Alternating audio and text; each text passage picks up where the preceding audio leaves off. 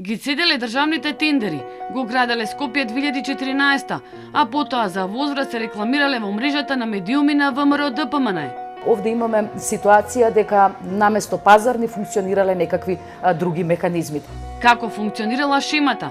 Бизнис, политика, медиуми.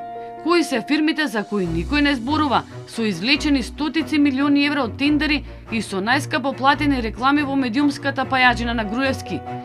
Ке завршат ли истрагите за корупција само со нивните новинари? Политичарите ретко ќе најдат луѓе кои имаат визија за наредни 20-30 години.